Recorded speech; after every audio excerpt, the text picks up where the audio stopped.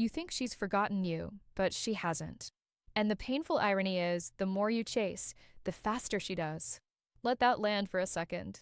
You've been showing up every day, double texting, checking her profile at midnight, replying within seconds, like you've been sitting there with your phone in your hand, waiting because you have been. And somewhere deep in the back of your mind, you genuinely believe that if you just stay visible enough, present enough, available enough, she'll finally see it. She'll finally feel it. She'll finally choose you. But here's what's actually happening. Every time you reach out from that place, that anxious, desperate, need her to respond place, you are training her nervous system to see you as background noise, not a man. Background noise. And background noise doesn't make anyone feel anything. If this is hitting you somewhere real right now, if you're watching this at 1 a.m., replaying a conversation in your head, trying to figure out where it went wrong, stay with me. Subscribe right now. Not for me, for you. Because what I'm about to walk you through is the kind of clarity that nobody in your life is going to give you. Your friends will say, just move on. Your family will say, there are other girls. And everyone will tell you what you want to hear because they love you and they don't want to watch you suffer. But love without truth is just comfort. And comfort right now is the thing that's keeping you stuck. This channel exists to give you the truth. Subscribe, turn on notifications, and come back every time you feel yourself slipping because you will feel yourself slipping. And you're going to need this. Now, here's what it really means when you disappear. Not what the internet tells you. Not the game-playing version. Not the manipulation strategy version. The real version. The version that actually changes a man from the inside out. When you disappear, genuinely disappear, not as a tactic, not as a test, but as a natural consequence of finally choosing yourself, something shifts in her, in you, in the entire dynamic. And to understand why, you first have to understand the misconception that's been running your behavior this whole time. The misconception is this. You believe that presence equals value. You believe that the more she sees you, the more she will want you. You believe that availability communicates love. And love shown clearly, shown often, shown desperately if necessary, will eventually be enough. That is a beautiful belief. It is also completely wrong. Not wrong because love doesn't matter. It does. But wrong because you have confused love with anxiety. You have confused pursuit with devotion. And you have confused her attention with your worth. That's not love. That's a transaction you're running in your own head. And she can feel the transaction even when she can't name it. Here's the hard truth.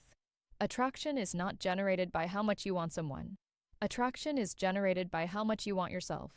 And right now, the version of you who is checking his phone every 11 minutes, the version of you who rehearses what he's going to say before he sends it, the version of you who shapes his entire emotional state around whether or not she replied, that version of you does not want himself.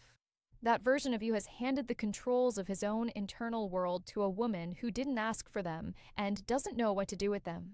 And she can feel that weight every single time. Here's why it happens. Because nobody taught you this. You grew up watching men chase women in movies and call it romance. You watched the grand gesture work. You watched persistence get rewarded. You watched the man who never gave up finally get the girl in the last scene. And you took notes? Of course you did. What else were you supposed to do? You learned that love requires sacrifice. And sacrifice means putting yourself second. And putting yourself second means she'll eventually put you first. That's the story you were handed. And it has cost you more than you know. Because here's what that story actually costs. It costs you your identity. When you organize your entire inner life around her response, you stop being a man with a direction. You stop being a man with interests. You stop having opinions that exist outside of what might impress her. You stop growing. You stop building. You stop living. You become a satellite orbiting someone else's planet. And satellites don't have gravity. Satellites don't pull anything toward them. They just circle. And eventually they fall. It costs you her respect. Not because she's cruel, but because respect is an involuntary response to perceived strength. And she cannot force herself to respect someone who visibly needs her approval more than he needs his own. That's not a character flaw in her. That's biology. That's millions of years of human wiring that no amount of modern conversation is going to undo. She doesn't respect the chase. She responds to the man who doesn't need to chase. It costs you time, real time, irreplaceable time. The weeks you spent waiting, the months you spent analyzing the year, maybe more that you invested in a story that was never going to end the way you wrote it in your head. And every day you stayed in that story was a day you didn't spend building the version of yourself that doesn't need a woman to complete him because he's already whole. Now, here's the reframe. Disappearing, real disappearing, is not a strategy. Let me be very clear about this. If you're going silent because you calculated that silence will make her text you, that is still anxiety. That is still the transaction. You're just running the same program on a delay. Real disappearance is not about her at all. Real disappearance is the moment you decide with full clarity, full ownership, full weight of the decision that you are no longer available to wait, that you are no longer going to organize your days around someone who hasn't chosen you, that the life you're supposed to be building will not be paused for anyone who hasn't committed to being in it. That decision does not feel like a strategy. It feels like grief. It feels like loss. It feels like closing a door you desperately wanted someone to walk through. And that grief is real, and you should let yourself feel it fully without rushing it. But on the other side of that grief is something most men never find because they never let themselves stay in the dark long enough to reach it. On the other side is yourself. Let me describe the man who has been through this because you need to see him clearly. Not as an ideal, not as a fantasy, as a direction. This man woke up one morning and made a decision. Not a dramatic one, not a loud one, a quiet one. He decided he was done negotiating his own value. He stopped explaining himself to people who weren't listening. He stopped performing strength and started practicing it. He built a morning routine not to impress anyone, but because structure is what a disciplined mind runs on, and he wanted a disciplined mind. He called the friend he'd been neglecting. He went back to the gym, not to get her back, not to post a photo, but because his body is his and he had been abandoning it. He picked up the book he'd been meaning to read for 2 years. He started the project. He made the call. He sent the application. He stopped narrating his life to an absent audience and started living it. And something happened.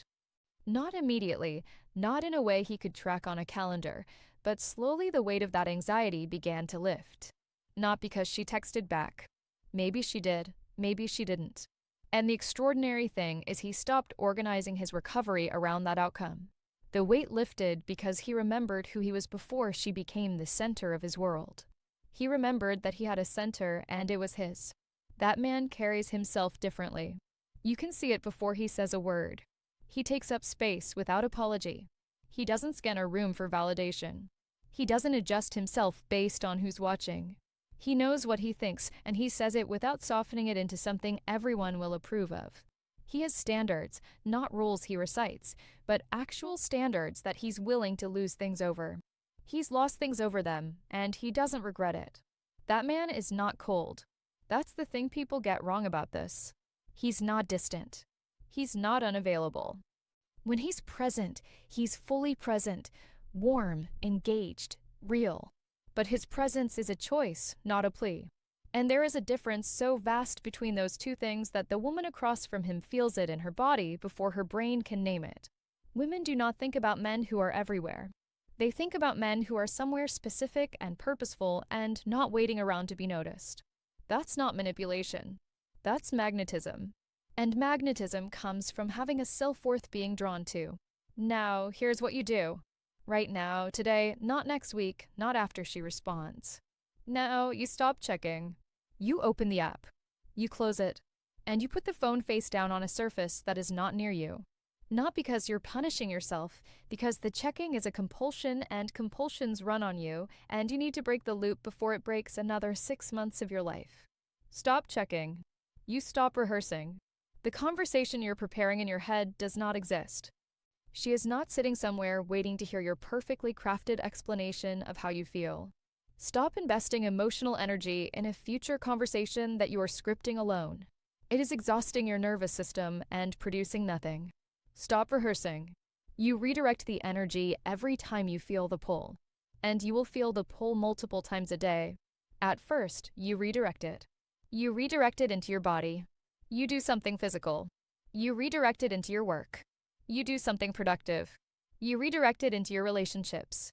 You call someone who actually picks up. You redirect it into your purpose. You do one thing today that is in service of who you are trying to become. One thing. That's all. One thing. You set a boundary with your own attention. Your attention is the most valuable resource you have. It is more valuable than money.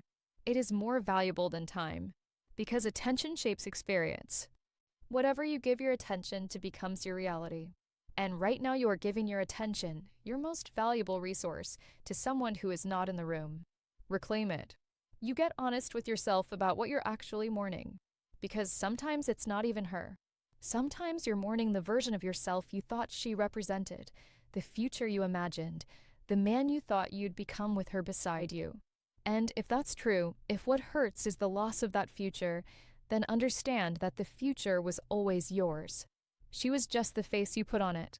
You can build that future. You just have to stop waiting for someone to hand you permission. You build in silence. This is the part nobody tells you. The rebuilding is quiet.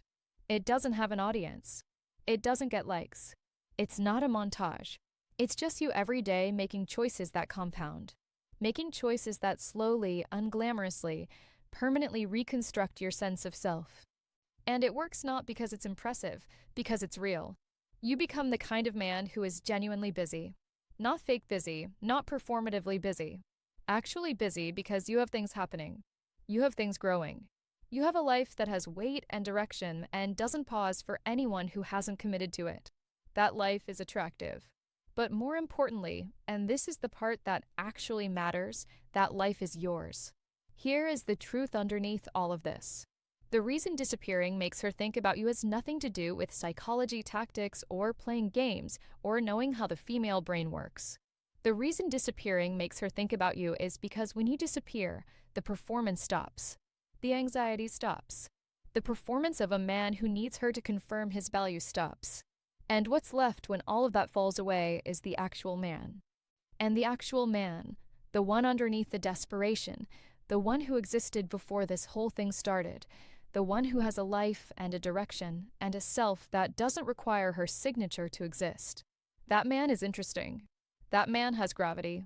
That man stays in her mind because he has an interior life that she can't fully access and can't fully predict. Mystery is not a tactic. Mystery is a byproduct of having a rich internal world. Build the internal world. Here is where I need to leave you. You are not a man who is waiting to be chosen. You are a man who has not yet fully chosen himself. That is the only real problem here. Not her, not the timing, not what she said or didn't say or what she posted or who she was with. You choosing you. That is the work. That is the only work that matters right now. You are not broken. You are not behind. You are not too much or not enough. You are a man who was handed some broken maps and followed them as faithfully as you could. And now you're standing somewhere that doesn't look like the destination. And you're trying to figure out how to recalibrate. This is the recalibration. This is the part where you burn the old maps. You are the answer. Not her response, not her validation, not her return. You, your clarity, your direction, your discipline, your presence, your standard, your choice, made today, remade tomorrow, and made again the day after that. To be a man whose life does not orbit anyone else's decision about his worth, that is who you are building. And that man, the one you are becoming, does not need to chase anyone because everything that is supposed to be in his life will find him there, present, grounded, sure of himself, not waiting. Subscribe right now. Every week I put out content that is designed to cut through the noise and give you the kind of honest, direct, no comfort truth that actually moves men forward. Not hype, not tactics, not manipulation techniques dressed up as confidence advice, real frameworks, real recalibration, real clarity. If you found something in this video that you needed to hear today, there is more where that came from. And some of the most important things I've ever said are sitting in the videos on this channel waiting for you to find them. You are not alone in this. Every man in the comment section of this channel has sat where you're sitting, has felt what you're feeling, has made the choice to come back, not to me, not to this channel, but to themselves. This is that community. This is that choice. Welcome back to yourself. Now go build something.